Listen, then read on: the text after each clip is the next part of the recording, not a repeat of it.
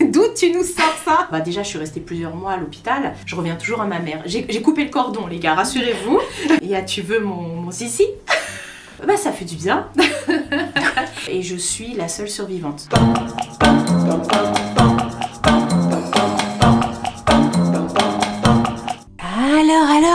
Alors. Aujourd'hui, on se retrouve pour un nouveau Sans queue ni tête et aujourd'hui, on va rencontrer Marie. Alors Marie, ce n'est pas quelqu'un que je connais très bien, voire je la connais pas du tout, mais en fait on a des amis communs et ça m'a donné envie d'en savoir plus sur elle. Donc je lui ai proposé de faire un Sans queue ni tête, elle a gentiment accepté, donc on l'appelle tout de suite. Elle m'a dit qu'elle stressait un peu, pour la vidéo. Alors, Marie. Ah mais non. Mais Delphine. Non, mais Delphine oublie son concept. Delphine oublie son concept de Sans queue ni tête. Il faut que je mette mon casque. Sinon, ça marche pas. Bah oui, il y a toute une préparation. Alors, on appelle Marie. Oh Marie, où es-tu, Marie? Tac, touc. On appelle, ça sonne. Allô? Allô? Bonjour Marie. Alors attends, je t'entends pas. Ah. Tu m'entends toi? Ouais, très bien. Pas toi. Vas-y, reparle. Bonjour Marie. Ah, super.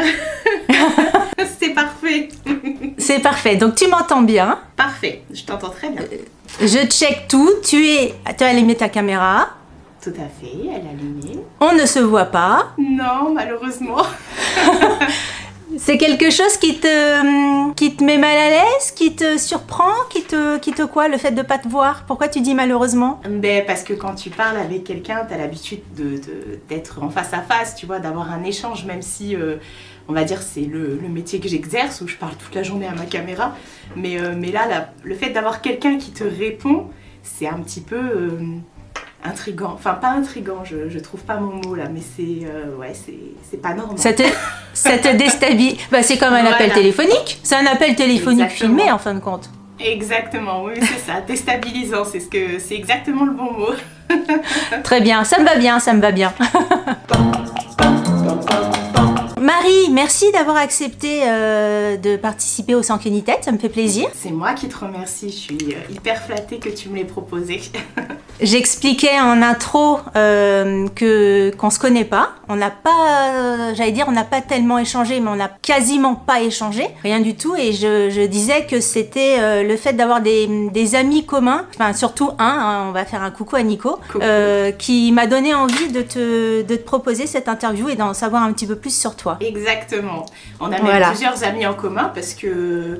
et Mathieu et Damien aussi, j'imagine. Voilà. Également, je suis très proche également des gars, donc c'est pour ça que j'ai dit oui tout de suite quand tu me l'as proposé, parce que ça s'est très bien passé apparemment avec les gars, donc pourquoi pas. Écoute, même si c'est un peu stressant, pourquoi pas. Pourquoi tu dis c'est stressant? Ça faisait partie d'une de mes questions, j'allais te poser la question déjà, quelle est la première chose qui t'a traversé l'esprit quand je t'ai proposé cette interview? Mais je me suis dit, oulala. J'ai pas l'habitude de parler de moi en fait. Je suis pas trop du genre à m'étaler. Bon après, au fur et à mesure de mes vidéos, on voit ma vie entre gros guillemets, ce que je veux montrer. Mais parler de moi comme ça, c'est un peu, encore une fois, déstabilisant. J'ai vu les vidéos que tu as fait avec les autres youtubeurs. Du coup, je me suis posé la question, je me suis dit, mais moi, si j'avais eu telle et telle question, qu'est-ce que j'aurais répondu en fait? J'ai pas les réponses en fait. Je pense que ça vient comme ça au fur et à mesure, mais... Surtout que ça va pas forcément être les mêmes questions. Dans les yeux des gens qui regardent des youtubeurs, ils peuvent se dire que ça peut être paradoxal ce que tu dis, parce que d'avoir une chaîne, forcément on parle de soi, on dévoile, alors ce que tu as souligné, on dévoile uniquement ce qu'on a envie de dévoiler.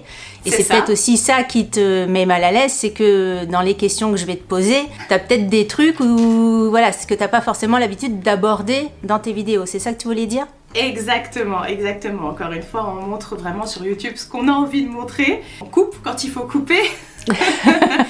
Donc là, c'est du live, c'est toi qui va avoir la main sur le montage, sur les questions, sur la conversation. Je pense c'est toi qui vas mener la danse, quoi. Donc c'est pas quelque chose que j'ai l'habitude de faire, voilà.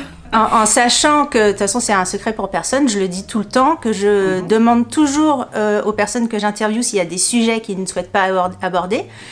Et comme tu dis, c'est moi qui fais le montage, mais moi j'ai une vision tout à fait bienveillante des invités. Je fais pas ces interviews-là pour les mettre mal à l'aise. Et que si a posteriori il y avait des choses voilà, que tu n'avais pas envie de partager, moi je le comprends tout à fait et je couperai de toute façon à la caméra. Parce que je pense que voilà, ça fait partie de ma vision des choses. On ne doit pas forcément tout montrer. Enfin voilà, il y a des choses qu'on a envie de partager, d'autres non. Donc moi je suis toujours tout à fait open là-dessus. Donc voilà, il suffira juste de me dire. Oui, c'est pour ça que j'ai accepté aussi. Parce que je pense que c'est dans la bienveillance et puis le concept est hyper sympa, donc allons-y. Très bien. Eh bien, écoute, déjà, je vais te demander de te présenter, parce que peut-être que parmi celles et ceux qui nous regardent, il y en a qui ne te connaissent pas. Donc, est-ce que tu peux présenter ce que tu fais sur les réseaux, présenter ta chaîne, te présenter toi, tu as un compte Instagram, tu as une chaîne YouTube. Moi, c'est là où je te suis le plus, mais peut-être tu es présente sur d'autres réseaux. Bref, dis-nous tout. Donc moi c'est Marie, j'ai 38 ans, je suis youtubeuse depuis 2014. J'ai ouvert ma chaîne, ça va faire bientôt 10 ans parce que c'était en février 2014. Donc j'ai commencé par faire des vidéos comme ça en plus de mon travail parce que ça me passionnait. Avant tout ça, je faisais des photos sur les blogs. Je sais pas si tu te souviens du temps des blogs à l'époque. Si, j'étais dessus avant d'ouvrir ma chaîne YouTube. Moi, j'ai ouvert mon blog quand j'étais enceinte en 2005. Donc tu vois, la mamie blog. Oui, effectivement. D'accord, d'où le nom Lady Blog alors.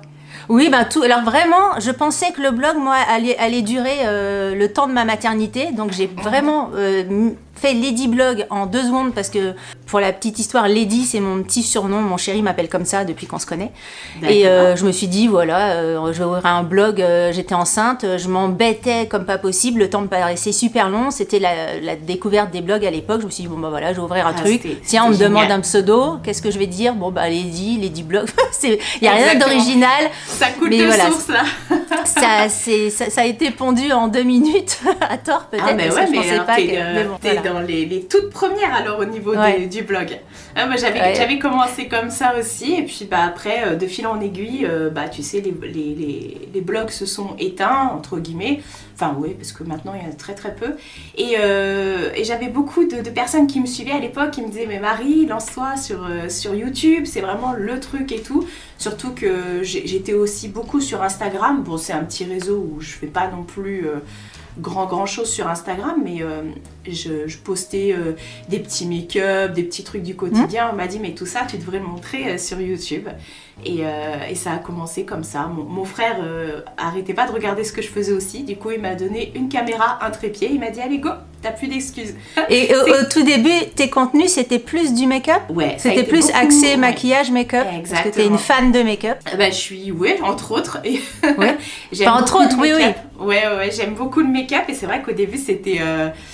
Tu sais, les prémices de YouTube, la youtubeuse cliché, make-up et tout, je suis tombée en plein dedans, moi. Non, pas forcément cliché, après c'est bien de parler de ce qu'on aime.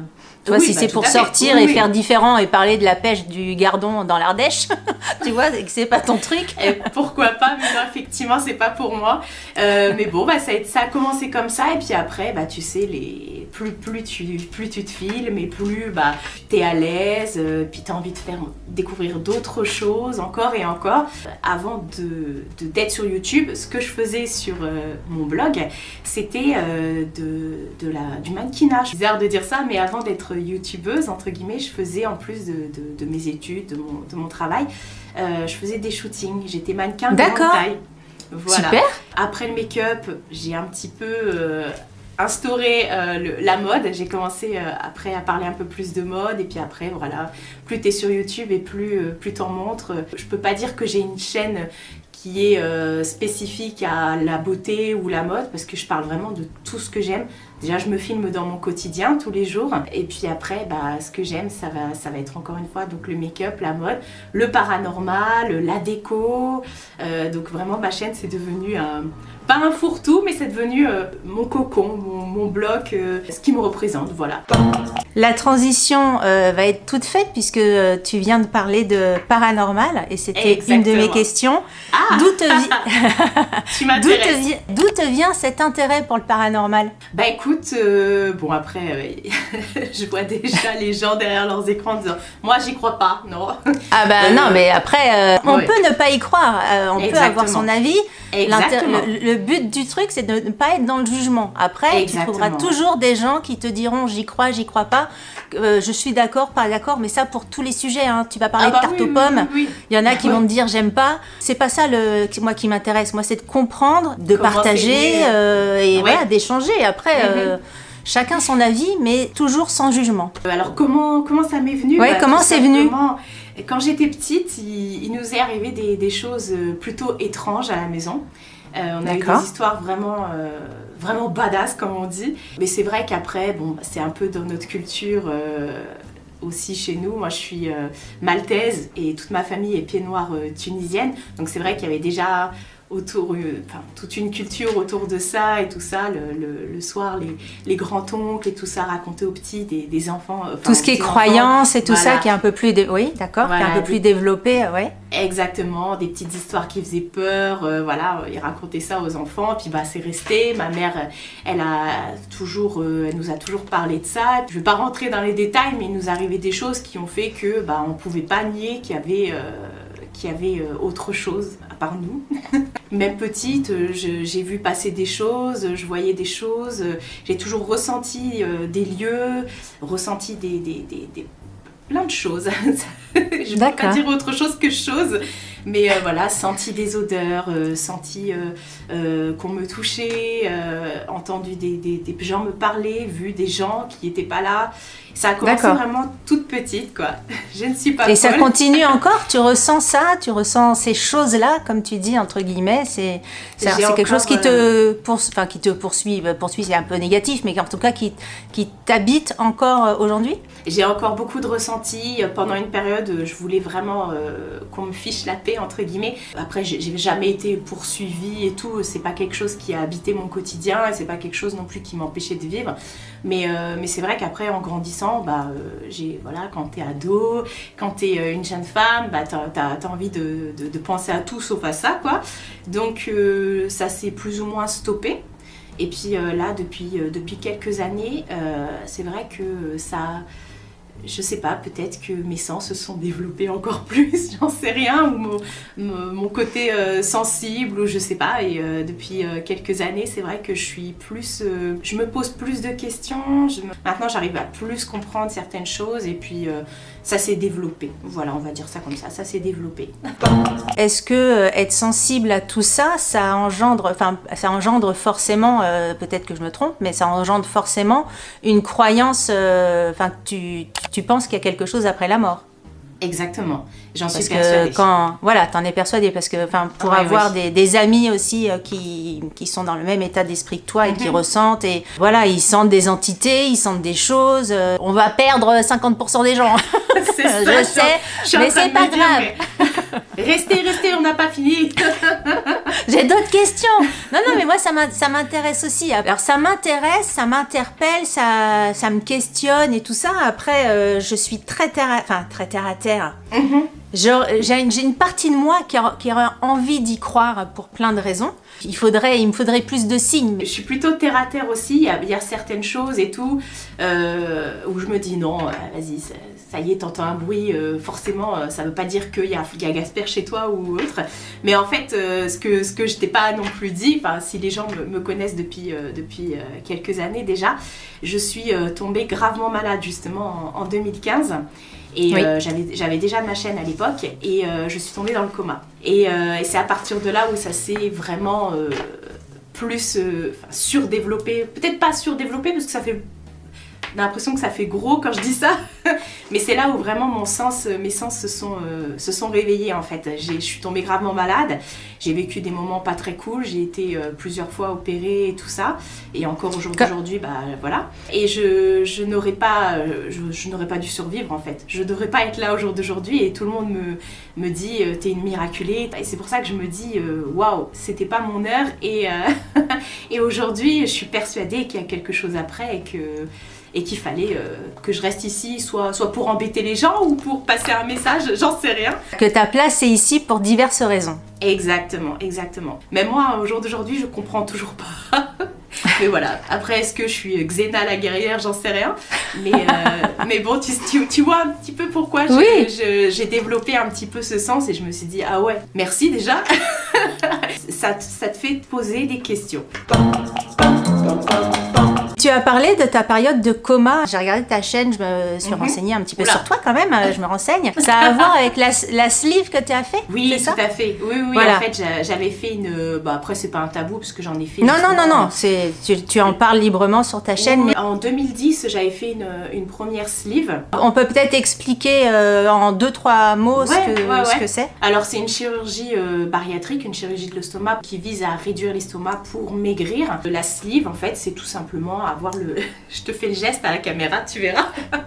C'est simplement créer un tuyau pour diminuer la paroi de l'estomac. Ça n'a rien à voir avec l'anneau gastrique. Non, ça n'a rien à voir. L'anneau gastrique, c'est vraiment pour serrer l'entrée de l'estomac, pour qu'il y ait moins de choses qui passent. La sleeve, c'est vraiment, on coupe l'estomac. Au lieu d'avoir une poche, t'as un petit tuyau. Donc j'ai fait ça en 2010, ça s'est très bien passé, j'ai perdu beaucoup de poids et généralement, alors après généralement entre gros guillemets parce que c'est pas tout le monde, il y a des gens qui font des rejets de sleeve ou qui reprennent du poids parce que tu sais l'estomac ça se dilate hein, donc si tu continues à manger mal entre guillemets, ton estomac reprend sa forme d'origine, peut-être pas autant mais quand même. Et puis du coup bah, j'ai repris du poids et j'ai eu suite à la première sleeve, j'ai eu des problèmes tu sais au niveau gastrique et tout ça, tu sais, les remontées acides et tout. Oui, j'ai suivi tout ça, ouais. Et puis en 2015, on a décidé du coup de passer sur un bypass. Alors un bypass, c'est toujours une chirurgie bariatrique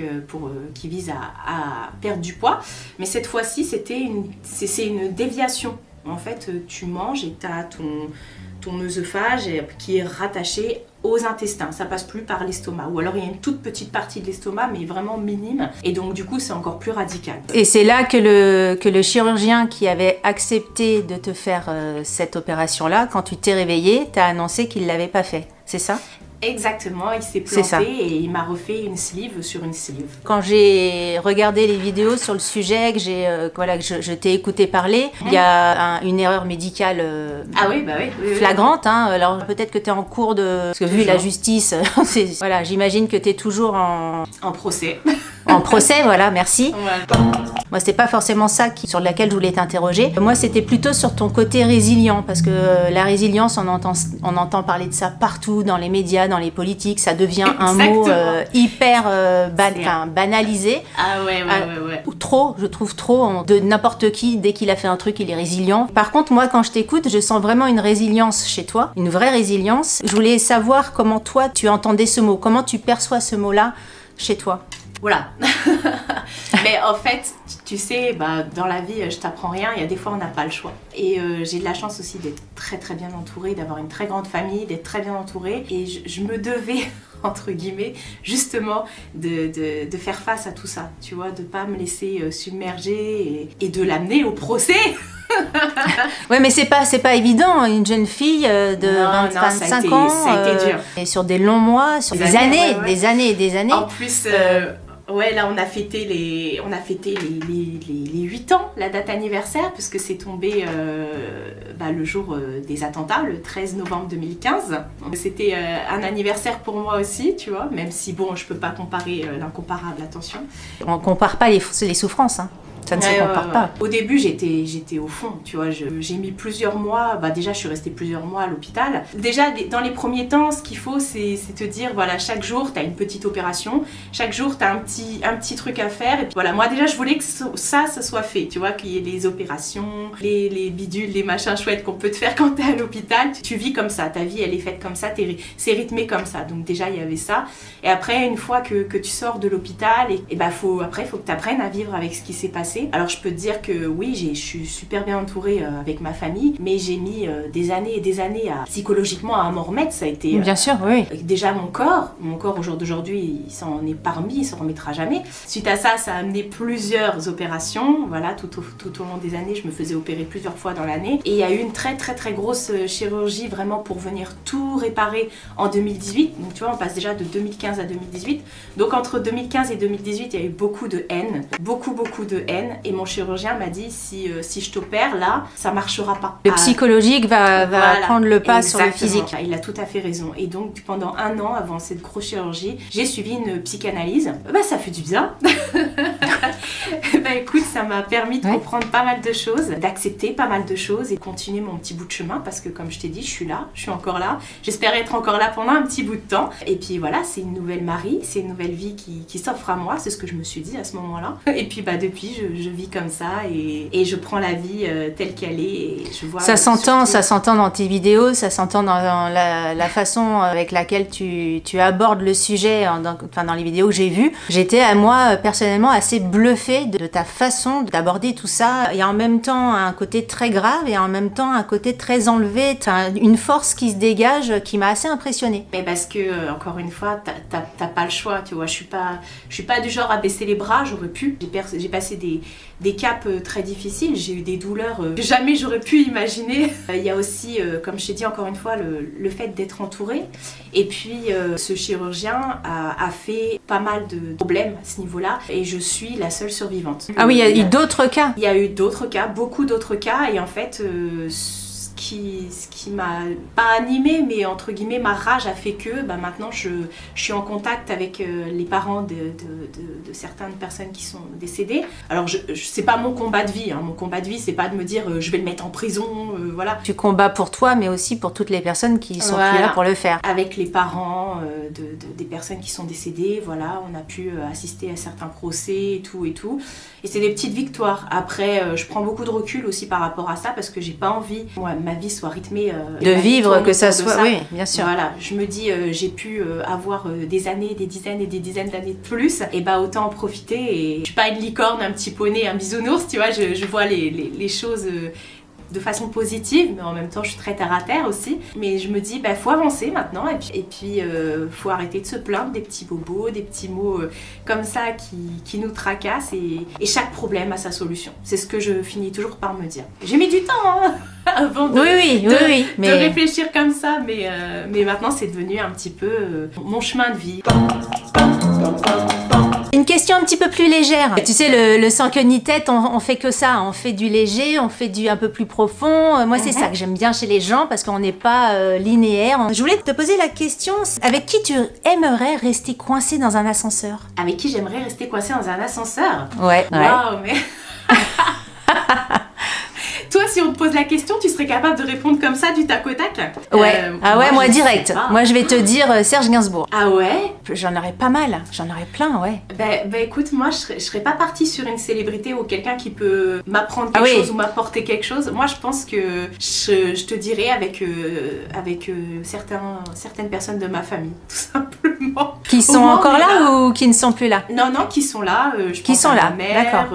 Ma mère, mon frère. Ça ne me dérangerait pas. Je me sentirais en sécurité. Si on parle de personnes qui sont plus là, ouais, pourquoi pas. Non, pas de personnes qui sont plus là, mais si tu veux, à moins que ta maman, ça soit une personne que tu nous vois très rarement, mais je crois pas. Non, je crois que t'es assez proche de ta maman. Oui, elle habite pas loin de chez moi, on se voit quasiment tous les jours. Mais quand même si tu peux être coincé dans une cuisine ou dans un salon, tu voudrais quand même être avec elle dans un ascenseur. Moi, ma famille, c'est quelque chose de très... C'est révélateur. Ouais, c'est ce qui fait qu'aujourd'hui, je suis encore là aussi. Hein. Je peux comprendre, encore une fois, que certaines personnes baissent les bras. Et moi, si j'ai pas baissé les bras, c'est pour eux. c'est pour eux, voilà. Et encore une fois, si j'étais vraiment coincée dans un ascenseur, je me sentirais bien. C'est marrant ce que tu dis, parce que ça m'est arrivé il y a pas longtemps avec ma mère et mon neveu dans l'ascenseur de Ikea. Et moi qui flippe des ascenseurs, et là j'étais sereine. J'ai dit à mon neveu, n'aie pas peur, on est entre nous. Il peut rien nous arriver? Et il peut rien nous arriver. Mais tu vois, moi je me sentirais bien. En amour, tu préfères la vérité qui fait mal ou le mensonge qui console? Tout sans hésiter, la vérité qui fait mal. Je pardonne plus facilement à une vérité qu'à un mensonge. D'accord. Voilà. Même si elle te fait très très très mal. C'est la vérité. Au moins comme ça, tu le sais. Tu vis pas dans le déni et tu vis pas justement dans le mensonge. Ça m'est déjà arrivé et je pense que ça m'arrivera encore. Je suis quelqu'un qui déteste au plus haut point les mensonges. Mais moi, dans mon quotidien, je préfère dire les choses, même si ça fait mal, plutôt que cacher la chose. Parce que quand tu caches des choses, justement, ça finit toujours par arriver à tes oreilles. Je suis d'accord. Pas forcément dans les meilleures conditions. Donc c'est sûr qu'il vaut mieux que tu choisisses comment de gérer comment c'est dit. Ouais. Est-ce que tu peux me donner 3 mots, 3 adjectifs ou 3 mots qui pourraient définir ta personnalité? Ça peut être du positif comme du négatif. 3 mots. Je te laisse libre choix. Je dirais nerveuse, enfin plutôt colérique. Indépendante. Un 3e, famille. D'accord. Alors famille et indépendante, oui. Je veux bien qu'on revienne sur le colérique. C'est mon côté sanguin, Parce que, t'as dit nerveuse et après t'as corrigé en disant colérique. Colérique, c'est que tu montes facilement dans les tours. Je monte facilement dans les tours, effectivement. Ouais. En fait, je suis pas quelqu'un qui va m'en prendre à n'importe qui dans la rue comme ça, mais je suis quelqu'un qui... Tant mieux. Heureusement qu'on est qu'au téléphone, tu me rassures. non, généralement ça se passe bien. Ça y est, je commence à bégayer. Je suis pas quelqu'un non plus, tu vois, qui va crier. C'est très rare quand tu vas m'entendre crier. Au contraire, tu vois, je suis plus du genre à me taire. Enfin, pas à me taire justement, mais à rester avec une voix stable pour pas que ça monte trop dans les tours et pour pas me fatiguer la voix surtout. Mais ouais, je suis nerveuse dans le sens où ça peut très vite partir. Si on me cherche, si on cherche quelqu'un... ça m'est déjà arrivé de défendre quelqu'un dans la rue qui se faisait malmener. Et là, je me dis non. Non, donc... est-ce que ça a un sens que je suis en train de te raconter là? Oui, je comprends. Mais en général, les gens qui montent vite, ils descendent vite aussi. Tu descends vite? Tu redescends vite? Ou pas du tout? Ça reste comme ça et que t'es... Non, ça redescend. C'est sur le coup... D'accord. Voilà, je pète un câble. Enfin, je pète un câble, non, parce que j'ai jamais... un peu quand même. Ça t'a dit colérique, hein? T'as dit colérique. Après, si je peux te donner des exemples, tu vois, pour qu'on puisse voir que je suis pas non plus une sorcière. Mais Elle regrette, mais ça sera pas coupé, ça sera dans la vidéo. Non, t'inquiète. Non, je regrette pas, mais c'est pour dire que voilà, en fait, j'ai beaucoup de caractère. J'ai un fort caractère. Je pense pas avoir un mauvais caractère, mais j'ai un fort caractère. Alors, je suis un lion, je suis maltaise, donc forcément, je suis sanguine. Un exemple. Une fois, comme ça, il y a eu une nana qui a bousculé ma mère ou un truc comme ça. Fallait pas faire ça. Je reviens toujours à ma mère. J'ai coupé le cordon, les gars, rassurez-vous. Ou si on s'en prend à mes neveux, ou même, comme je t'ai dit, ça m'est déjà arrivé de voir quelqu'un dans la rue se faire insulter ou mal parler, et j'ai été voir la personne, j'ai dit, tu lui parles autrement en fait. Voilà. Après, des fois, ma mère elle me dit calme-toi, ça va, il va t'arriver des soucis un jour. Mais voilà, dans ce sens-là. Après, je pique pas des colères. Hein. Je pense même pas que mes voisins m'aient entendu un jour crier ou non, pas dans ce sens-là, mais plus je défends la veuve et l'orphelin, tu vois. D'accord. La mère et le neveu. Voilà. Tu défends la mère et le neveu. Et les gens dans la rue, apparemment. Et les gens dans la rue. Marie, c'est moi. Dis-moi la chanson que t'as dans la tête là maintenant tout de suite. Si je te dis une chanson, à quoi tu penses? La. Si je te le dis, on va être démonétisé. Alors moi, je suis une grosse beauf. J'assume mon côté beauf. Et en ce moment, j'écoute que du Francky Vincent. Et je mets ça dans les oreilles de tout mon entourage pour les saouler, tu vois. Alors moi, j'en connais une. Hein. Vas-y, Francky. Non, je crois que j'en connais plusieurs. Vas-y, Francky, c'est bon. Ça. Non, il y a Tu veux mon zizi. D'accord. Écoute, celle-ci m'a échappé. Tu veux mon zizi? Tu regarderas, mais c'est du Francky Vincent, quoi, tu vois. C'est le titre. Ouais, c'est ça. Tu veux mon zizi. Et ça fait quelques jours que je l'ai dans la tête. Et tu vois, d'accord. Quand je fais le ménage et tout ça, je chante la chanson. Mais après, j'assume. Donc t'es en train de mettre ça à fond. Non, c'est même pas. Et tes voisins Non, alors je mets pas la musique à fond. Mais non, c'est dans ma tête, je la chante en ce moment. J'ai dû la mettre sur YouTube et tout ça quand il y avait mes neveux et nièces. Oui, je mets ça quand il y a mes neveux et nièces. Oh, on se fait des soirées. Bon, bah écoutez, je vous mettrai le lien dans la description de cette vidéo. Comme ça, si vous voulez découvrir. Voilà, vous l'aurez bien en tête après, ça reste. Hein. Pourquoi as-tu pleuré pour la dernière fois? Oh, bah je suis devenue une chouineuse, moi. Alors attends, c'était quand la dernière fois? En fait, quand il y a eu tout ça, et je suis désolée, hein, je veux pas que ça tourne autour de la chirurgie et tout, mais quand il y a eu tout ça, j'ai mis quelques années avant de plus pouvoir pleurer. Je savais plus pleurer, et justement, j'ai appris à pleurer. Avec ma psy, on a appris à me faire pleurer. Et depuis, je pleure, j'extériorise mes émotions. Je me laisse aller aux émotions. Et franchement, ça devait être un truc tout bête. Oui, c'est ça. Je vais pas pleurer, hein, t'inquiète pas. Pourquoi j'ai pleuré la dernière fois? Parce que j'étais en train de regarder un TikTok et c'était un papy qui avait perdu son chien et t'as son fils, sa belle-fille, enfin je sais pas, des personnes de sa famille qui lui ont fait la surprise en lui amenant un grand carton et dans le grand carton il y avait un petit chiot. Et il s'est mis à pleurer. Alors bah forcément, qu'est-ce que j'ai fait? Ah non, tu t'es mise à pleurer aussi, ouais. Bah oui. Ah ouais, non. Faut pas montrer des petits chiots.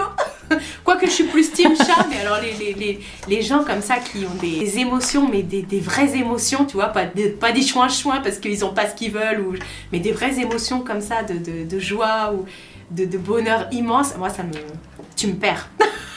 Tu me perds. Quelle est ta dernière folie financière? Folie financière?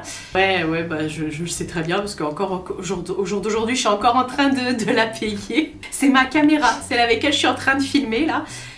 D'accord. C'est vrai qu'au début, je t'ai dit, mon frère m'avait offert une petite caméra. Tu sais, c'était les tout premiers caméscopes Sony, là, tu vois, le truc qui pixelise à mort.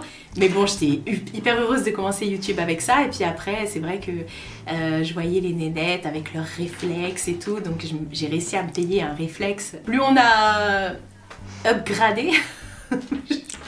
J'aime pas dire ce mot-là, mais plus j'ai avancé dans YouTube et plus j'avais envie, voilà. Plus ça devient ton quotidien, enfin un outil de travail, voilà. Et je me suis dit autant investir. Et là, c'était cet été, je me suis acheté de nouveau un Canon et voilà. Ça fait mal. D'accord. Ça fait mal, mais bon, je suis très contente. Ça fait mal. Exactement. Pardon, je suis désolée, j'arrive pas à m'empêcher de faire des trucs comme ça. Ne sois pas désolée, quand tu iras voir la vidéo de Francky Vincent, tu comprendras. C'est moi qui suis désolée pour le coup, là. Je voulais savoir, Marie, d'après toi, de quel sujet tu ne pourras jamais parler dans tes vidéos? Sujet dont je pourrais pas parler? Ouais, que tu voudrais pas aborder dans tes vidéos. Est-ce qu'il y en a déjà? Et alors, s'il y en a... Franchement, je parle de tout. Je parle vraiment de tout. Voilà, j'ai pas de tabou. Tu sais, chez nous, on est comme ça. Hein. J'ai été élevée comme ça. Après, il y a des sujets que je n'aborde pas parce que je sais que ça va être sujet à polémique, justement, comme la politique et la politique. Et les religions, peut-être. Exact. Après, c'est pas que j'en parle pas, c'est pas que c'est tabou pour moi, mais c'est que, voilà, si forcément tu prends parti, bon, bah, tu connais YouTube, hein, voilà, déjà, tu risques de te faire striker, ça divise le monde. Ce sont vraiment les retours éventuels ou les commentaires éventuels qui pourraient te bloquer. Ben, je me dis que si vraiment je viens à parler de la politique sur ma chaîne, c'est que vraiment que j'y crois, tu vois, que je suis à fond, que voilà. Oui. Et si derrière j'ai quelqu'un qui va me... Alors je suis pour le partage, l'écoute, l'échange, hein, y a aucun souci. Mais si derrière je me retrouve avec le commentaire d'une personne qui est butée, qui est bloquée, qui va à contresens, ben voilà, je sais que moi aussi je vais me braquer, que forcément ça va mener à des échanges et des fois c'est stérile, tu vois, ça sert à rien. Là, tu vois, quand il y a eu notre ami le Coco, j'en ai pas parlé plus que ça, tu vois, parce qu'on était tous chez nous en mode confiné et tout ça. À partir du moment où les gens, tu vois, ont commencé à me voir sortir faire les courses, ah, tu sors dehors, tu mets pas de masque, ah là là, tu mets pas de gants. Je dis, moi j'habite dans un village, je peux pas me faire livrer. Il n'y a pas de trucs comme ça vers chez moi parce que j'en profitais en faisant les courses pour justement faire les courses pour plusieurs membres de ma famille. Après, je déposais devant leur porte et on me disait, ah, t'es sorti, t'as été voir ta famille. Non, mais les gars. Oui, puis on a fait une boum, on a été au Macumba Dance, on a fait plein de choses. On arrive à la dernière question que je voulais te poser. Ouais. Je voulais savoir si tu pouvais me dire quelque chose qu'on ne sait pas de toi. Quelque chose qu'on ne sait pas de moi. Parce que moi, je suis curieuse. Là, honnêtement, comme je t'ai dit, je montre pas mal de choses. Après, quelque chose qu'on sait pas de moi. T'as dit en début de vidéo, on montre des choses, mais on montre pas tout. Oui, on montre pas tout, dans le sens où je montre pas ma famille. Je montre pas quand je vais aux toilettes, je montre pas quand je prends ma douche. Tu vois, c'est des petits tu montres pas ton côté colérique? Je montre pas, non, ça sert à rien. Sauf des fois quand j'ai des petits coups de gueule à passer, mais encore, je crie pas. Qu'est-ce qu'on connaît pas de moi? Une chose que je montre pas sur les réseaux et que j'ai pas envie de montrer, c'est justement ce côté faible. Et voilà, j'ai pas envie qu'on voit la faiblesse. C'est marrant, j'ai l'impression que je suis pas étonnée, dis donc. Non mais tu sais que toi tu ferais une très bonne psy hein, parce que déjà la dernière fois Damien, c'était un autre Damien sur les vidéos je l'ai regardé, je fais oh là là t'as bien cerné mon petit coco. mais c'est vrai que voilà c'est quelque chose je veux pas qu'on se dise elle est malheureuse ou elle est malade bichette, qu'on se dise elle a traversé ça un peu cher, tu vois. Non, c'est vraiment pas tout ce combat pour être encore plus vulnérable. Voilà, je veux pas montrer ma vulnérabilité. C'est derrière la porte du placard. Voilà, je me lève le matin et je suis très contente de pouvoir me lever le matin. Alors je me dis, profitons de cette journée. Même si des fois, il y a des choses, c'est chiant, voilà. J'ai pas envie de montrer du négatif. Après, encore une fois, comme je te dis, je suis pas un bisounours. Je suis très terre à terre. Je suis consciente justement de beaucoup de choses par rapport à tout ce que peut engendrer une maladie. Voilà, il y a plein de choses qui en découlent, parce qu'une maladie, quand t'es malade, quand ça tombe dessus, tu perds ton travail, j'ai perdu mon mec, j'ai perdu plein d'argent. Des problèmes collatéraux. Voilà. Donc ça, non, tu vois, je veux pas. Je veux montrer sur YouTube qu'on peut s'en sortir, c'est... divulguer des messages positifs. Plutôt positifs, même si... plutôt positif. Voilà, il n'y a pas que le positif non plus, parce que ça va, les positives attitudes et tout ça, Non, mais le positif au final, en tout cas au final. Tu peux aborder un sujet un petit peu sérieux, lourd, etc., mais toujours en apportant, pas une solution, mais avec un regard en tout cas positif là-dessus. Voilà, mais c'est vrai, même moi, on me le dit souvent, mais quand ça m'arrive de me clasher, des fois je suis pas en accord avec mes amis ou autres, et des fois je me dis mais on n'a pas la même vision de la vie. Tu vois la meuf qui essaye de dire moi je sais mieux que... Non, c'est pas que je sais mieux ou loin de là, c'est que moi je vois les choses différemment. Voilà, c'est ça. Et sur YouTube, j'ai envie d'amener cette différence en fait. Ouais, c'est difficile, mais on va s'en sortir les gars. Oh non, ça fait vraiment propagande là. Non, mais tu vois, pas du tout. Et puis attends, la propagande du bonheur et des trucs positifs, je pense qu'on aurait plus besoin de ça en ce moment, si tu veux. Donc, exactement. moi, je vote pour. Je vote pour. Voilà, bon, on sera deux dans la même équipe. Alors à ce moment-là, on est déjà deux. Ouais, mais je pense qu'on peut être plusieurs. Je pense que parmi celles et ceux qui nous écoutent, ils aimeraient bien aussi rentrer dans cette team-là. Eh bien, écoute Marie, j'ai été super contente de cet échange. Moi aussi, vraiment. Franchement, tu verras, j'ai le sourire du début à la fin. Écoute, ça me fait super plaisir. Sans queue ni tête et tout ça, c'est fait aussi pour ça. On va rester dans le côté positif, machin. Non, mais écoute. Mais non, c'est vraiment pour ça. C'est pour du distraire partage. Au maximum. Mais c'est ça, exactement. C'est du partage parce que tu parles de personnes sur YouTube. Voilà, moi, c'est très rare quand je fais intervenir d'autres personnes sur ma chaîne. Mais au moins, on a vu de tout, tu vois, des youtubeurs avec plus d'abonnés comme Aurélie et tout ça, et puis des youtubeurs moi c'est pas le nombre d'abonnés qui me fait contacter les gens. Tu donnes la chance à tout le monde, et puis du coup ça nous fait découvrir plein d'autres personnes, et c'est génial franchement. Puis tu te creuses à nous poser des questions comme ça, mais d'où tu nous sors ça? C'est le plaisir de partager partage. C'est les gens en fait, moi c'est les gens qui m'intéressent. Ben oui, j'ai vu que tu faisais ça aussi Bon, avant. pas tous, hein. Il y en a qui m'intéressent pas du tout. Mais ouais, je voyais qu'effectivement voilà. Tu faisais des interviews et tout avant et t'as gardé vraiment, t'as gardé ça sur YouTube et franchement, merci. Alors merci du partage. En tout cas, merci beaucoup. C'est moi qui te remercie. Est-ce que tu veux rajouter quelque chose à celles et ceux qui nous écoutent? Eh bien, j'espère que ça vous aura plu. J'espère que vous aurez un petit peu appris un petit peu plus de choses et puis hâte de voir qui est la prochaine personne que tu vas interviewer parce que franchement c'est toujours un plaisir. En plus les vidéos elles passent super vite et quand tu les regardes comme ça du coup tu vois pas le temps passer. Bah tu vois même là au téléphone franchement si tu m'avais pas dit ça fait 1 heure, ça passe aussi vite comme ça. Ouais. En tous les cas, si vous voulez rejoindre Marie, la découvrir, je vous mettrai tous les liens en barre d'informations, la chaîne YouTube, son compte Instagram, peut-être toutes les autres réseaux, je lui poserai la question, je sais pas si tu as un TikTok Marie ou si tu es sur d'autres plateformes, les TikTok et tout ça, je vous mettrai tout en barre d'informations. N'hésitez pas à nous laisser un petit mot en commentaire. Sur ce, je vous dis à très bientôt pour une prochaine vidéo. Je t'embrasse très fort, Marie. Merci beaucoup et je vous embrasse.